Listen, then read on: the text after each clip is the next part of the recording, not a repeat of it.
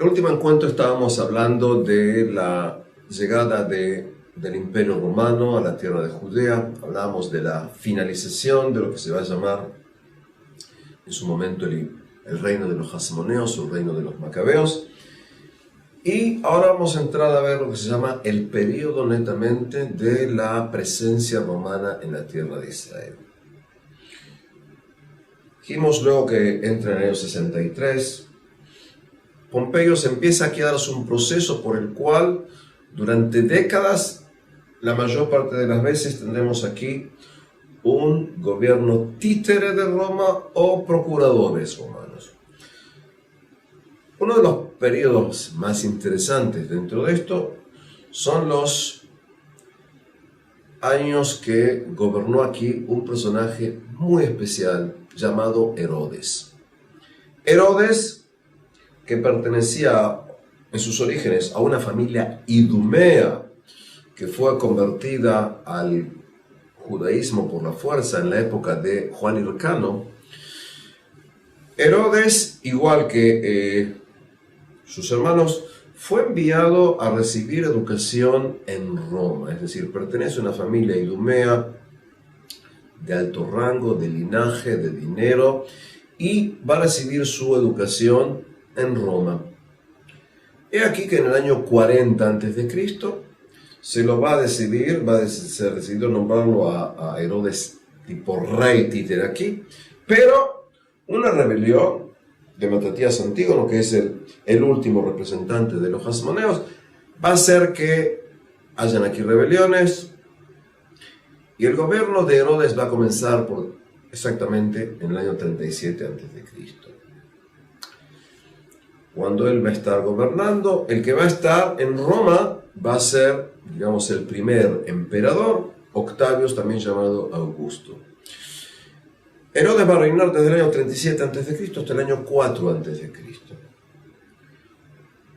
Herodes va a ser un personaje muy discutido dentro de lo que es la historiografía judía.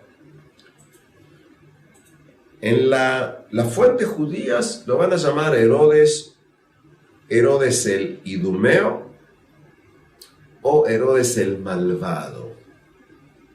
En hebreo va a ser Hordus Aedomí o Hordus Arashá. En conceptos romanos, Herodes entró con el nombre de Herodes el Grande. Estamos hablando del mismo individuo. Esto no nos tiene que sorprender porque muchas veces en la historia sobre el mismo individuo tenemos versiones diversas. La pregunta es quién lo escribe. El que lo puso es una cosa, el que está sometido a él es otro. Herodes reinó durante, como decíamos, 33 años y él va a marcar, va a dejar su impronta en lo que es las construcciones en la tierra de Israel. Porque Herodes fue, por sobre todas las cosas, el mayor constructor, el mayor arquitecto de la geografía urbana en la tierra de Israel. Es decir, durante sus 33 años, él va a construir fortalezas. Es decir, si va a tomar un lugar llamado Masad o Metzadah, que tiene sus orígenes un poquito antes, él lo va a llevar a la cúspide de la construcción, incluyendo ahí diversos palacios. Masada. Él va a construir un lugar en el que luego va a ser enterrado llamado Herodión. Él va a construir toda una serie de fortalezas, lugar llamado Kiprus. Va a tener su palacio de invierno cerca de Jericó. Va a construir una ciudad que se va a convertir en uno de los puertos más importantes del Mediterráneo. Por supuesto, el más importante en la costa oriental, llamado Cesarea, es decir, el puerto de Cesarea. Va a llevar a la cúspide la realización de lo que se llama el segundo templo, porque durante varios años se dedican a remodelar, reedificar, ampliar todo lo que es el templo de Jerusalén. Tal es así que incluso las fuentes judías que son netamente negativas con respecto a Herodes van a decir el que no vio el templo de Jerusalén no vio nada bello en su vida. Es decir, el templo de Jerusalén llega a ser, por decir así, uno de los puntos cúlmines en las construcciones de Herodes aquí en la zona. En otras palabras, estamos hablando aquí de un individuo en cuya época hubo muchísimas construcciones. Se van a hacer partes de acueductos, se van a hacer piletas, es decir, estanques para poder tener agua. En su época hay una gran cantidad de trabajos. Y trabajos implica que la gente tiene lo que comer. La gente tiene razones para las cuales estar satisfechos. Es decir, en sus construcciones, él va también a traer aquí edificios con estilo netamente greco-romanos. Es decir, van a ver aquí grandes baños, se van a construir hipódromos, se van a construir teatros. Es decir, es el gran constructor por excelencia. Cuando tú hoy en día visitas lo que se llama el Muro de los Lamentos, ¿sí?, la parte que tienes ahí, lo que ha quedado del muro occidental y del muro sur, es básicamente construcciones herodianas. Cuando tú ves las murallas que rodean a Jerusalén, que en gran parte son murallas turcas del siglo XVI, en muchos lugares la base vas a ver netamente que son construcciones herodianas de la época de Herodes.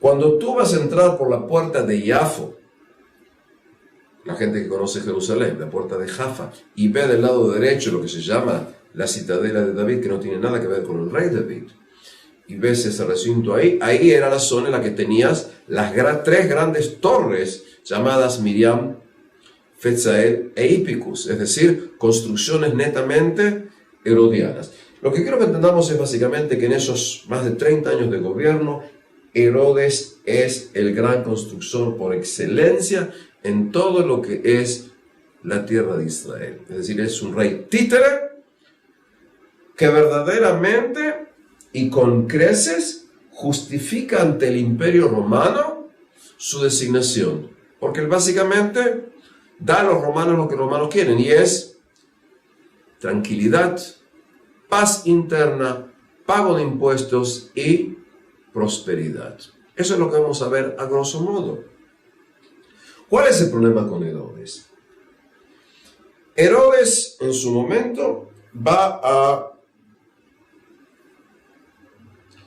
tratar con manos muy duras lo que se llama la oposición. Es decir, Herodes, que va a tener 10 mujeres, entre ellas 10 esposas, entre ellas a Miriam. Miriam, que es de los jasmoneos, de los macabeos. Él va a matar a su hija Miriam, a su esposa Miriam, va a matar a partes de sus hijos, y en eso no va a terminar, es decir, también va a ir eliminando a parte de la oposición interna judía en general. En otras palabras, estamos hablando de un tirano, estamos hablando de un individuo que, para continuar con su poder, no va a tener problemas en matar, en ejecutar, incluso a las personas más allegadas, como van a ser su esposa y parte de sus hijos. Interesante, y eso va a ser una de las razones por la cual se lo va a considerar Herodes el malvado, Herodes el depravado. Pero por otro lado, vamos a ver que tiene muy buenas relaciones con familias judías importantes de la diáspora. Va a tener relaciones importantes con la familia de Betos de Alejandría, con los Fiabi, con los Hanán, son familias judías de Alejandría. Va a tener relaciones muy buenas con la casa de los Betira y de Hillel, que tienen su origen en Babilonia. Es decir, él intenta mantener aquí una situación estable. Él considera que constantemente gente quiere tomar su poder, quiere usurparle el poder. Entonces, en su dictadura, evidentemente que intenta desde su perspectiva de mantenerse en el poder. Tiene un grupo de soldados mercenarios que lo vigilan, que lo salvaguardan, que le hacen tipo de guardaespaldas. él tiene muy buenas relaciones con el gobierno de Roma constantemente, y por eso puede estar aquí en el poder. Herodes entonces es un personaje muy problemático, muy polémico. Como decíamos, está en el poder.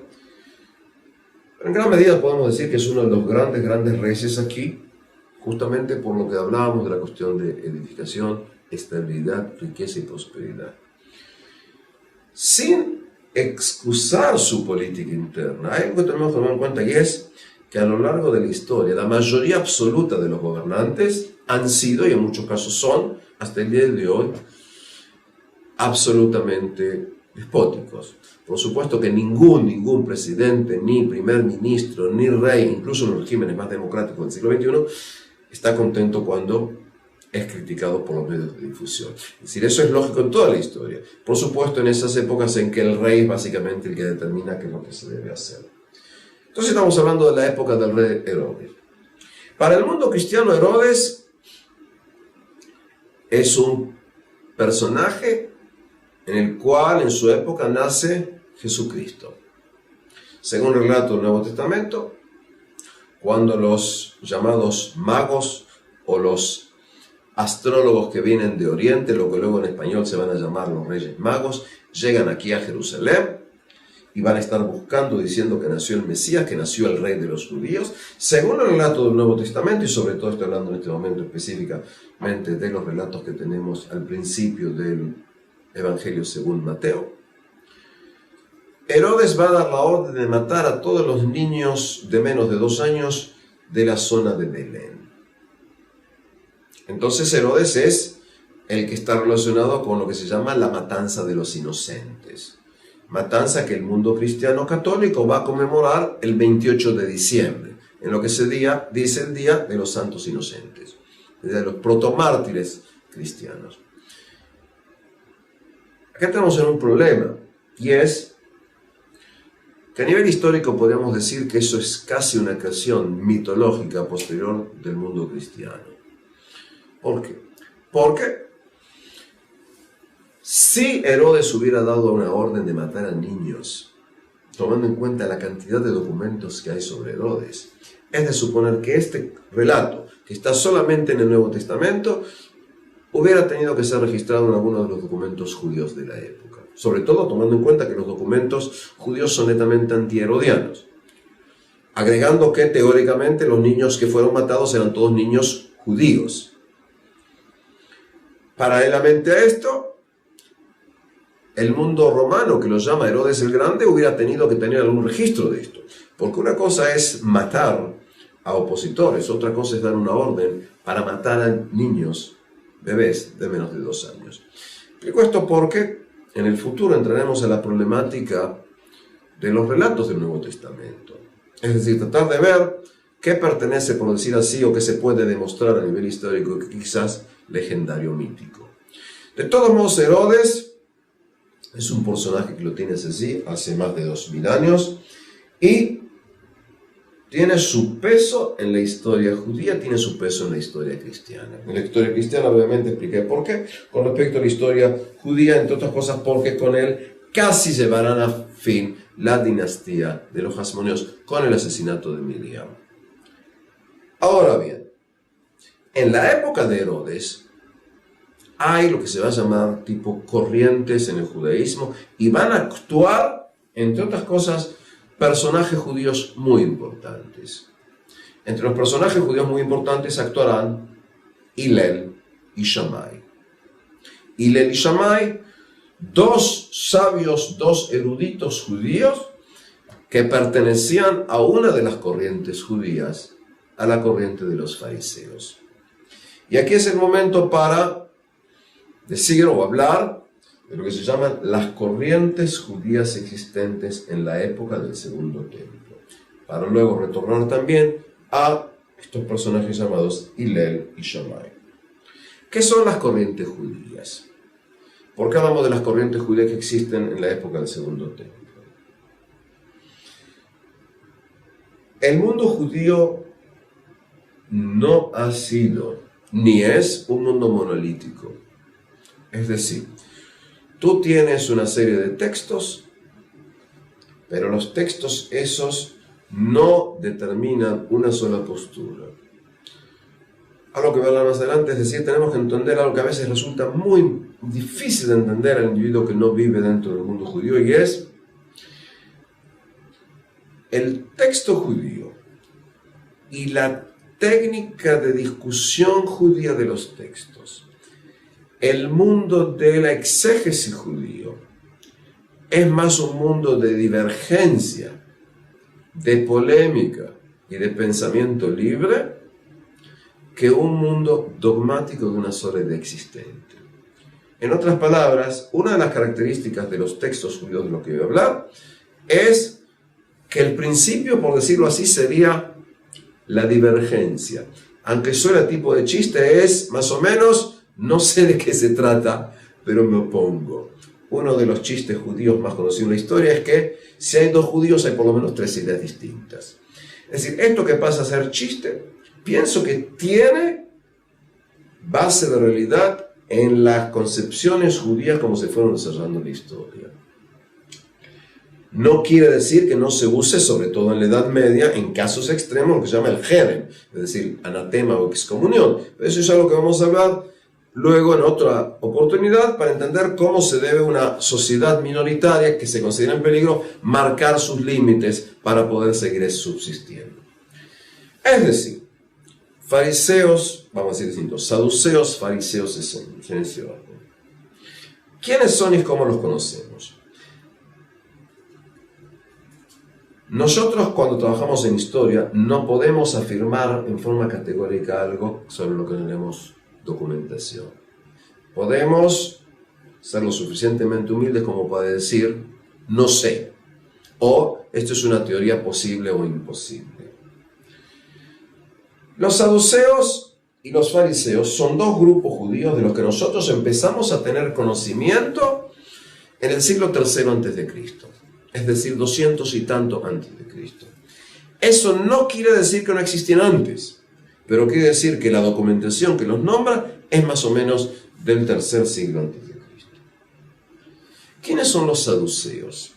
En hebreo se llaman tzdukim y derivan del nombre de tzadok. Sadok, es el nombre de un sumo sacerdote en la época de David y Salomón. Es decir, que es un sumo sacerdote cuando se está, antes que se crea el templo y cuando se crea el templo. Estamos hablando entonces de sacerdotes que tienen un largo arraigo, una larga historia, un gran linaje. Es decir, que los tzdukim, en forma real o imaginaria, se consideran descendientes o alineados con este personaje.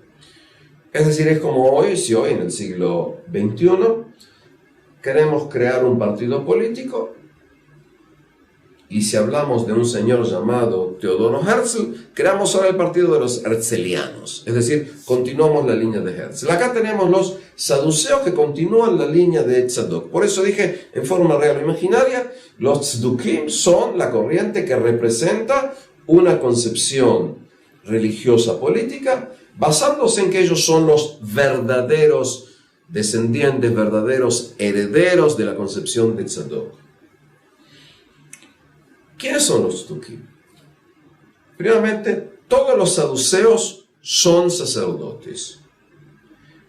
Son kohanim, lo que se llama.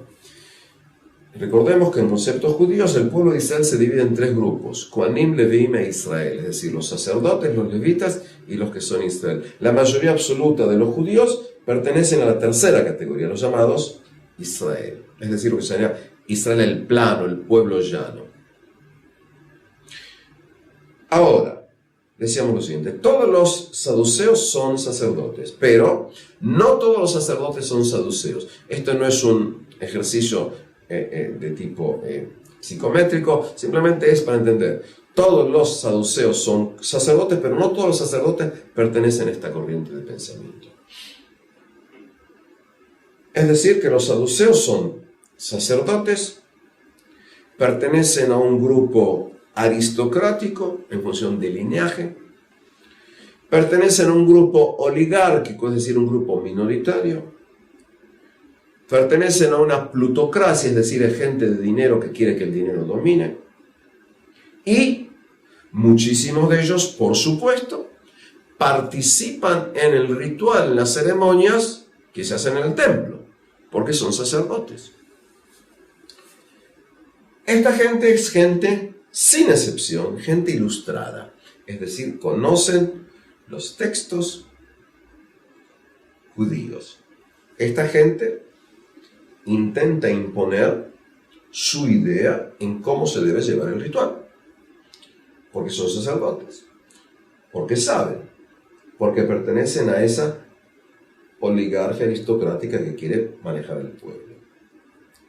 Y además son uno de los dos grupos que integran en forma constante el Sanedrín.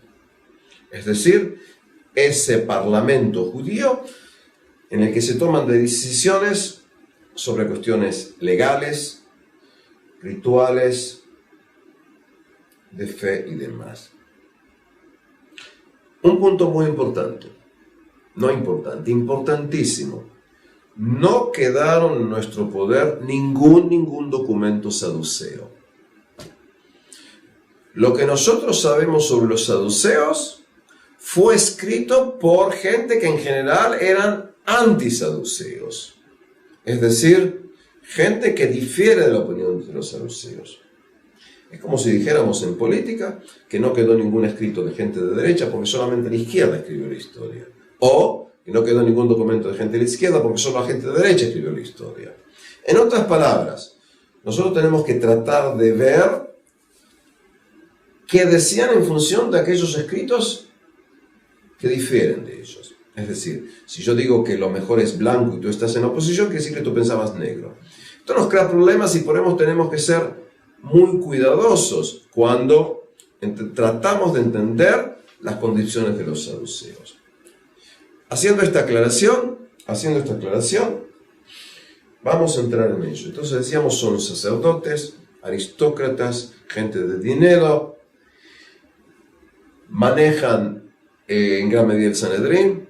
Decíamos que en la época de Alejandro Janeo, el rey sumo sacerdote Alejandro Janeo, se oponía a los fariseos y los fariseos se oponían a él. Hubo un periodo en que en el Sanedrín había solamente saduceos. Un punto también muy importante.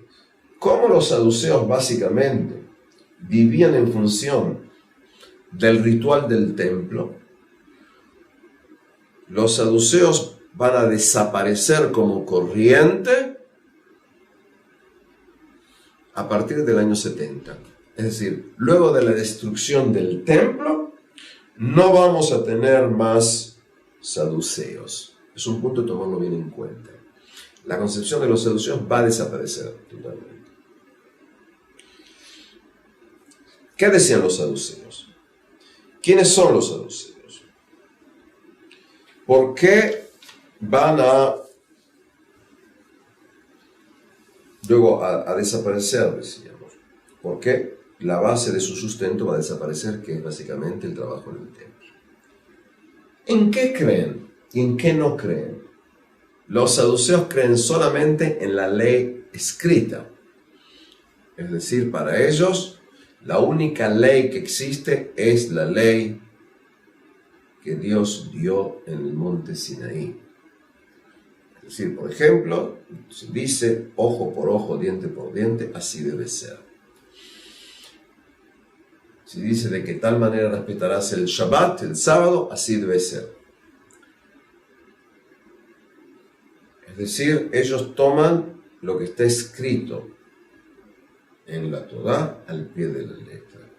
Dicho de esta manera, para ellos no existe lo que el mundo fariseo va a definir como la ley oral, la Torá Sheba'al Peh, la ley que luego fue desarrollándose, y eso vamos a explicar después.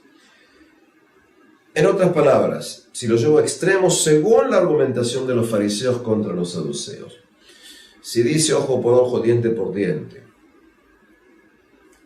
y Menashe y Menahem fueron a un bosque y estaba talando un árbol. Y el filo del hacha sale del hacha, el cuchillo del hacha sale del hacha y le pega a alguien un ojo y le saca un ojo. A nivel de ley tienes que sacarle un ojo, porque es ojo por ojo y diente por diente.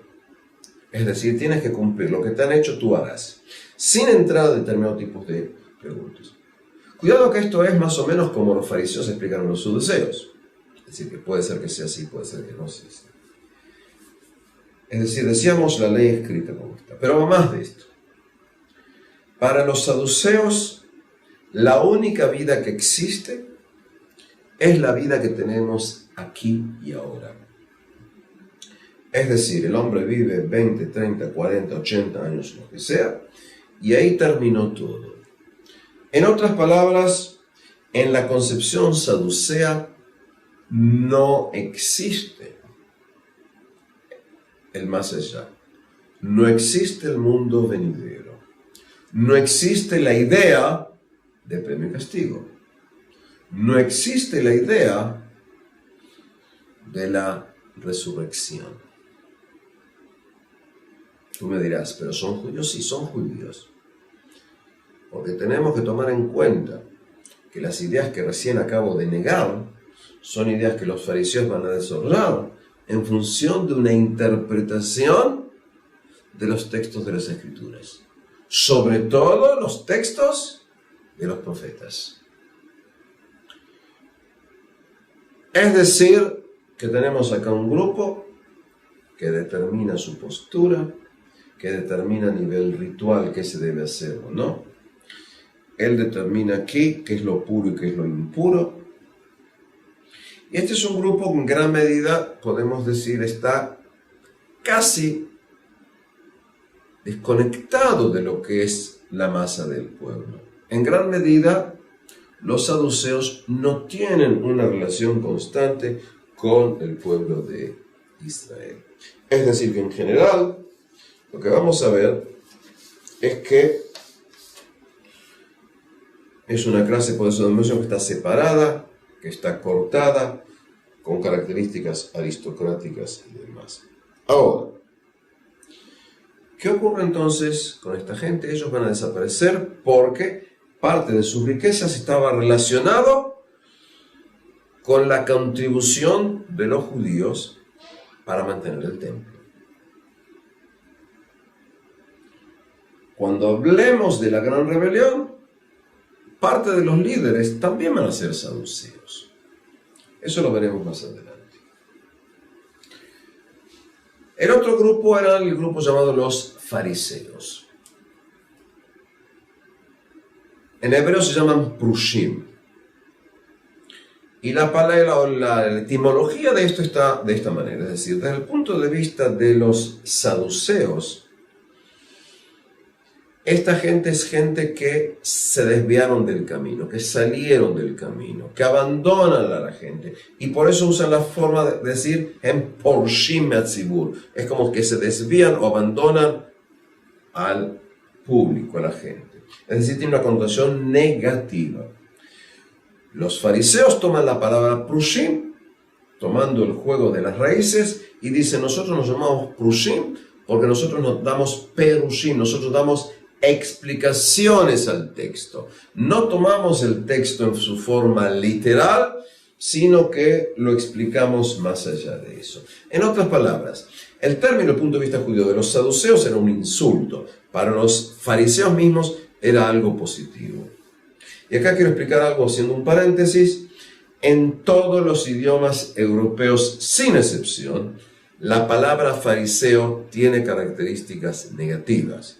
Cuando tú buscas en un diccionario en ruso, en español, en inglés o en alemán, la palabra fariseo, farisei, farisei, etc., lo que vas a ver básicamente es sinónimo de hipócrita.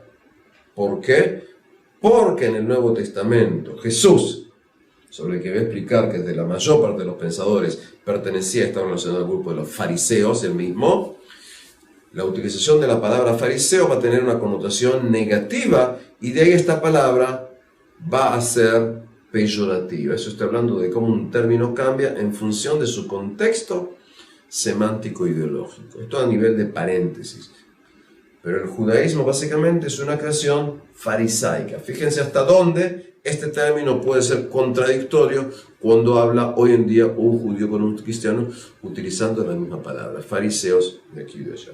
Cierro el paréntesis. ¿Quiénes son los fariseos? También sobre los fariseos sabemos en documentos más o menos a partir del tercer siglo antes de Cristo. A nivel socioeconómico hay sacerdotes, hay levitas, hay escribas, hay comerciantes, hay mercaderes, hay artesanos. En otras palabras, tenemos aquí un espectro enorme de lo que es la sociedad judía de los siglos III, II, I antes de Cristo. ¿Se dan cuenta? El movimiento, esto lo vemos por lo menos desde antes de la época más o menos de los hasmoneos, incluso durante la época de los hasmoneos en adelante.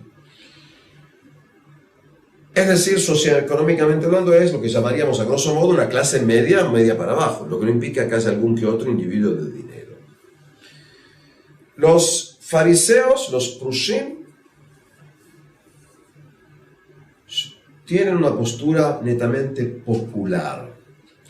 Los prushim, los fariseos, entre otras cosas, se dedican a un contacto con el pueblo, enseñan al pueblo, hablan con el pueblo. En las reuniones que van a tener en forma semanal, o más seguido, o más espaciado, son los que van a enseñar la Torá. Esta gente es uno de los dos elementos que está en el Sanedrín. Decíamos, estaban los saduceos y también están los fariseos. Esta gente está, entre otras cosas, la gente que criticaba en su momento a Alejandro Janeo. Porque hay una concepción determinada de cómo se debe cuidar la Torá. Pero lo que es más importante en esto es que la concepción farisea, que en definitiva va a ser la concepción farisaica, rabínica, talmúdica, que nos llega hasta el día de hoy, va a salir del supuesto, de la creencia,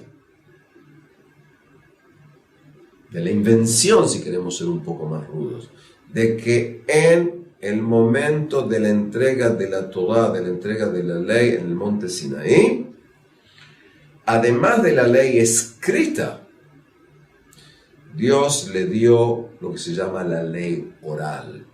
Y la ley oral la va a transmitir Moisés, luego a los, digamos, de generación en generación, de los sabios de Israel.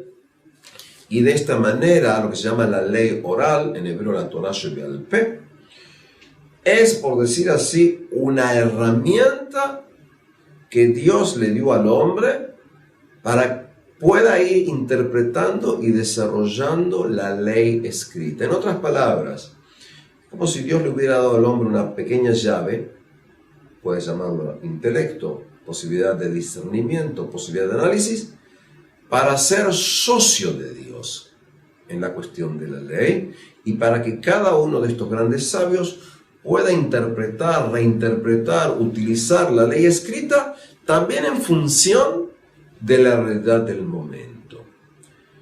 Quiero que entendamos que también en el siglo XIX, en el siglo XX, en el siglo XXI, ¿sí?, cuando tú hablas de las diversas corrientes en el mundo judío, vas a entender que los judíos que discuten entre ellos hacen preguntas con respecto a cómo se debe interpretar la ley en el mundo moderno. Es uno de los grandes cambios que se dio en el mundo, en el siglo XVIII con el movimiento jasídico, en el siglo XIX con los movimientos de cambio que lleva, grosso modo, a lo que hoy son el movimiento reformista, conservador y demás. Pero eso es algo después. Pero quiero que entendamos que acá tienes un principio básico y por eso hablaba de la idea de la discusión entre el mundo judío sobre el mismo texto.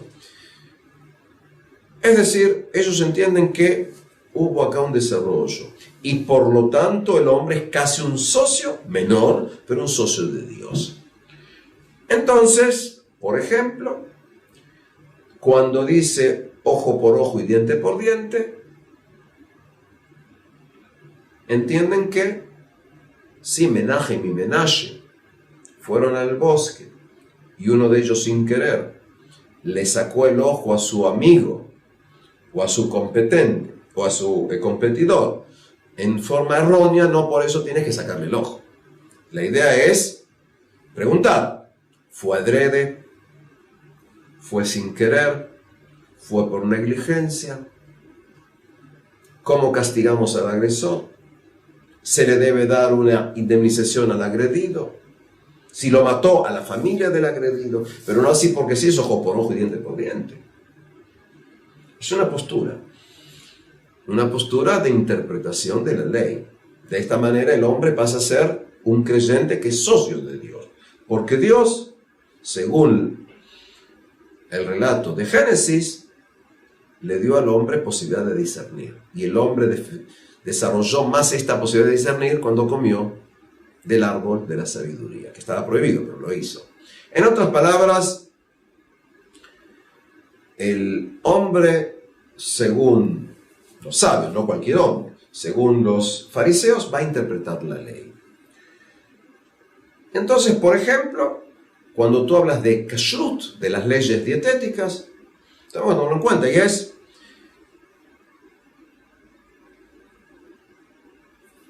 varias veces se menciona la prohibición de no mezclarás la carne del cabrito con la leche de su madre. Ahora, tú puedes decir lo siguiente, explico aquí a nivel de juego lógico, y es que no hay problema, tomo este cabrito, tomo otra leche y lo puedo mezclar, porque me has dicho, no mezclarás la carne del cabrito con la leche de su madre. No, dicen los fariseos. Estás hablando en general de no comer carne de mamífero con leche. Ok. Entonces estoy prohibiendo cualquier ternero y no solamente el cabrito. Es decir, salir del cabrito para ir también a los terneros, ternero con vaca. Y también será cabrito con leche de vaca. Aunque pertenezcan, digamos, por supuesto, a otro tipo de animales. Es decir, que voy ampliando, voy desarrollando una concepción. Quiero que entendamos algo, y es, luego de la destrucción del segundo templo y cuando ya estamos en la época de Yavne, los fariseos, que van a ser el único grupo que va a quedar, van a ampliar esta prohibición. Por ejemplo, van a prohibir comer carne de aves con productos lácteos. Tú me dirás, pero las aves no son mamíferos, nacen en huevos. Tienes razón. Pero la idea es aquí ampliar por dos razones. Para evitar errores, porque sin querer puedo preparar eso, y por el que dirán, es decir, el individuo que entra a mi casa tiene que saber que yo también cuido kashrut. Si estoy haciendo lo que modernamente se llama un tipo milanesa, no sabe si estoy comiendo carne vacuna o carne de pollo. Es decir, eso va a ser una prohibición según la postura del Talmud y no según la postura de la Torá, y eso vamos a explicar después. Es decir, los fariseos están desarrollando la ley. Los fariseos van a explicar, por ejemplo, que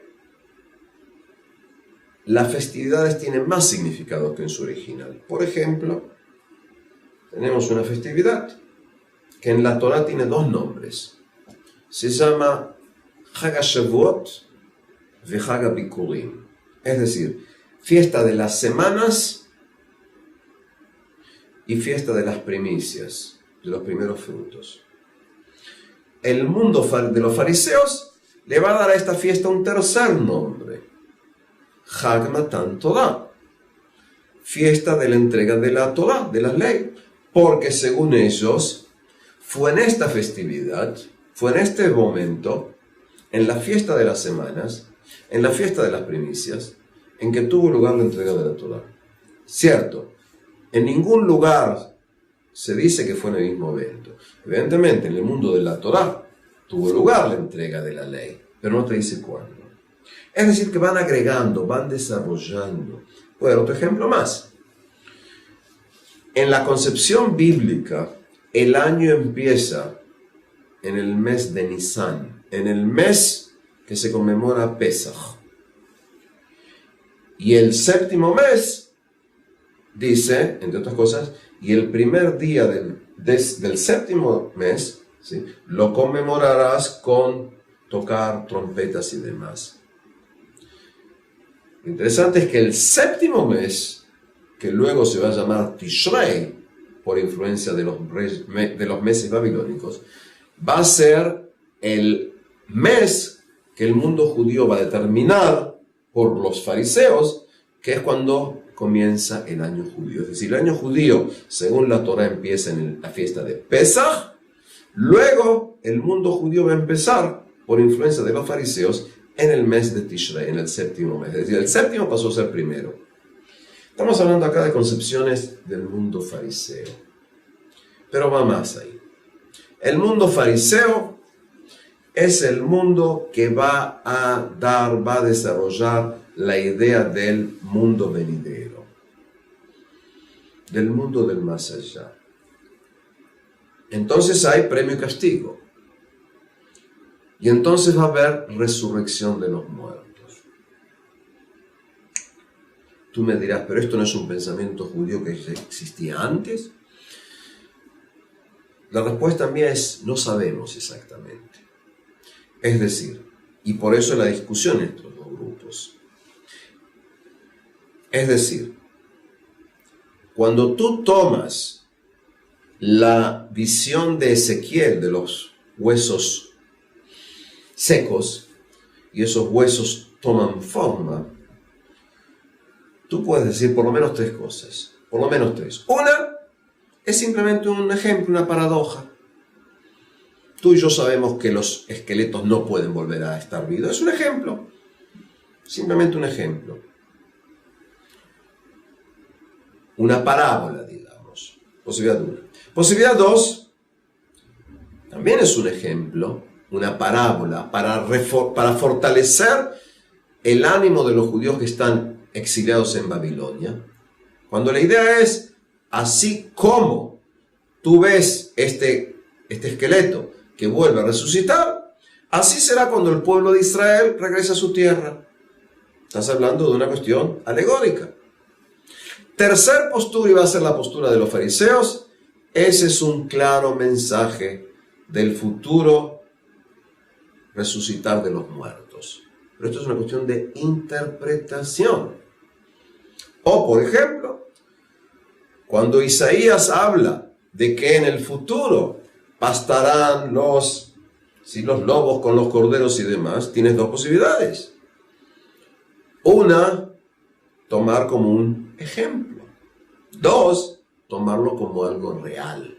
Aquí viene la disputa. Aquí viene la discusión.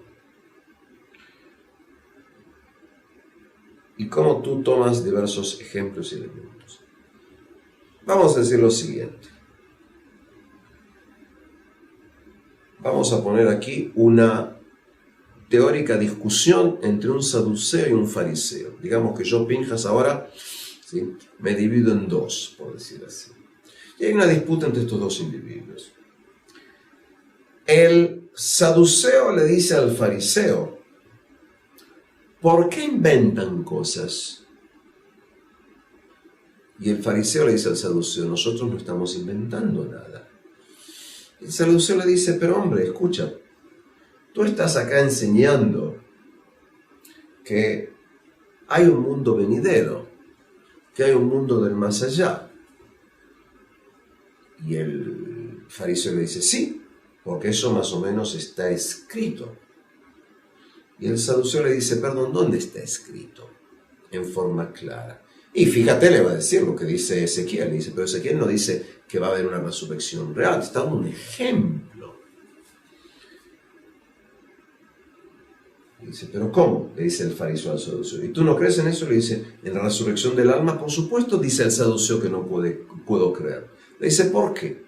Porque el alma muere junto con el hombre.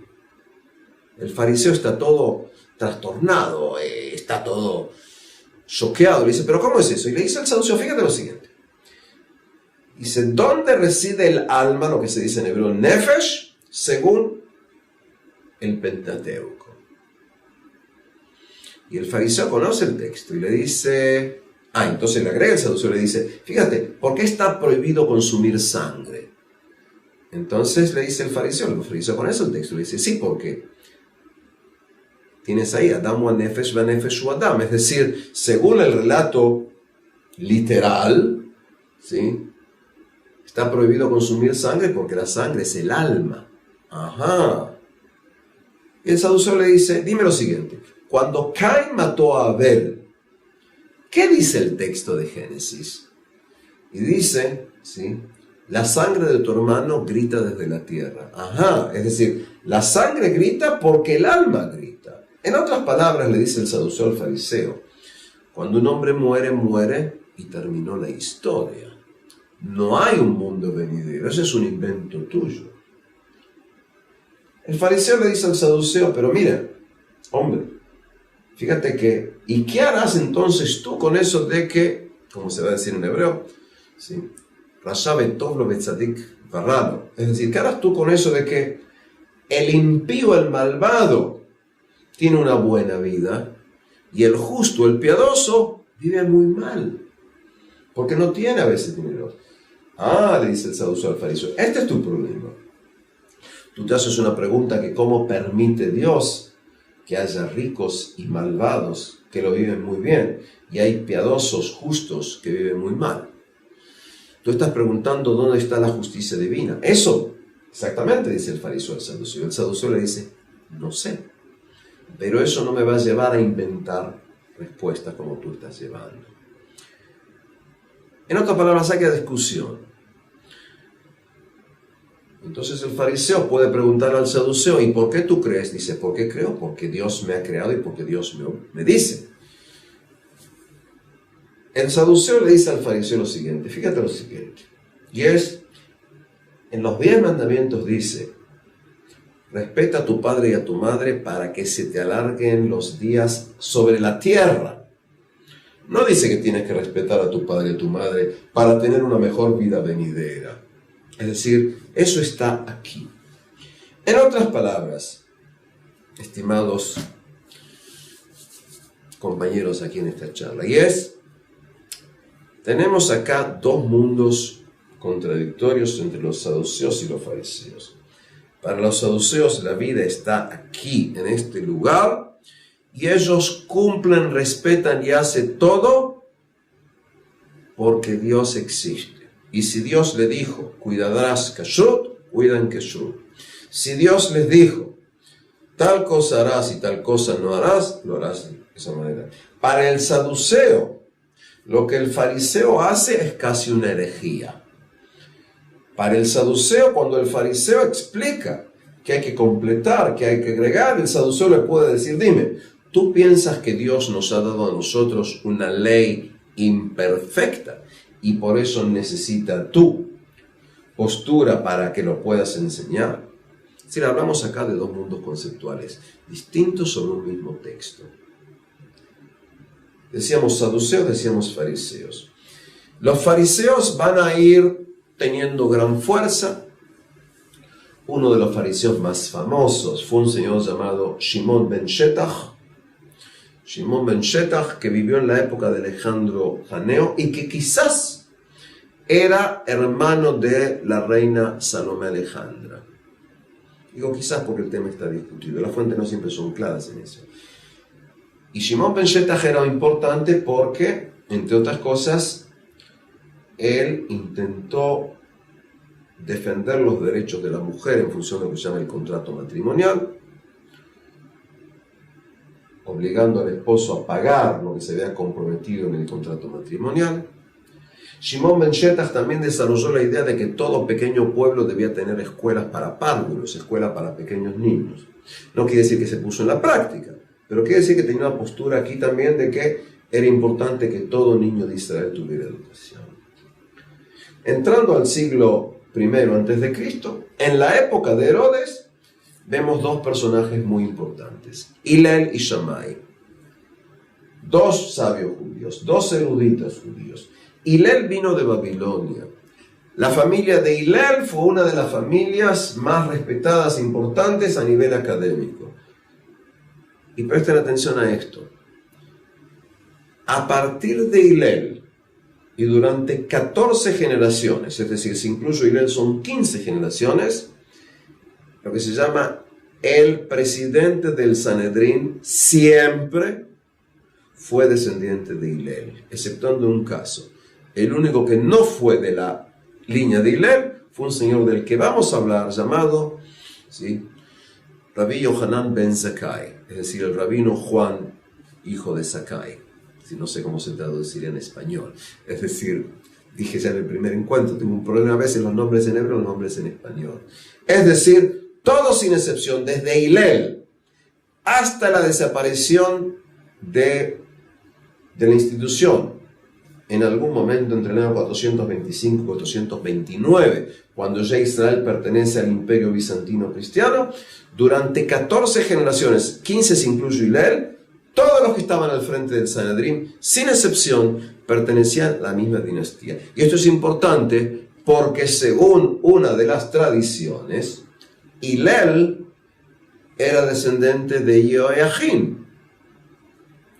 Yoiachin, el rey que estaba en el exilio de Babilonia, era descendiente del rey David. En otras palabras, si tú quieres tratar de entender en gran medida el mundo judío, tienes que entender la importancia y el peso de la dinastía davídica. Ahora, Hillel y Shammai, dos grandes sabios en disputa casi constante.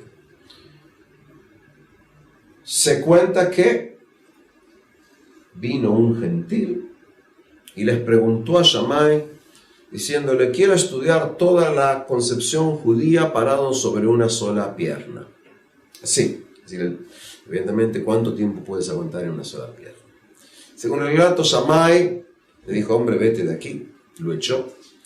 Y Hillel le dijo, ¿sí?, no hagas a tu prójimo lo que no quieres que te hagan a ti. Esa es la ley más importante en la Torá. Todo lo demás es exégesis, explicación. Pienso que aquí tenemos, sí, digamos en la expresión original, eso está en arameo, no en hebreo.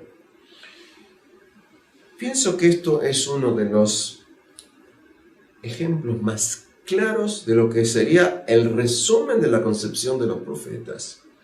Hablábamos en clases anteriores. Es decir, lo importante básicamente es la relación con el prójimo. Dicho sea de paso, es muy interesante para los que quieran fijarse. La frase casi de esta manera se encuentra en el libro de Tobías.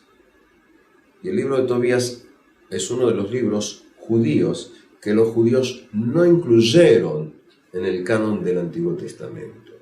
La frase esta está en Tobías capítulo 4, versículo 16. Es decir, que estamos hablando acá de concepción de determinados sabios, ¿sí?, que vamos a tener en este momento. Es decir, la idea es: no hagas a tu prójimo como tú. No hagas a tu prójimo lo que no quieres te gana a ti. Que es similar, no es idéntico a la idea de ama a tu prójimo con ti mismo. Es decir, estamos hablando acá de ideas centrales de relación del hombre con el hombre, de un hombre con el otro hombre. Nos decíamos lo siguiente, entonces tenemos acá a los fariseos como un elemento central, como un elemento importante. La mayoría de los textos que hablan, la mayoría absoluta de los textos que conocemos, son textos en los que se nombran los fariseos. Porque como decíamos, cuando venga la rebelión y con ella la destrucción del segundo templo, la conducción judía será la conducción de los fariseos, los prushim. Y a los sabios de los prushim muchas veces los va a llamar Rav, rabino. Paréntesis, por si voy a tener tiempo no de hablar al respecto. Cuando nosotros leemos traducciones del Nuevo Testamento al hebreo, muchas veces la gente que habla con Jesús usa el término Rav, porque Rav, rabino, una de las significados es básicamente maestro. Entonces tenemos saduceos y tenemos fariseos. El tercer grupo es el grupo de los llamados esenios.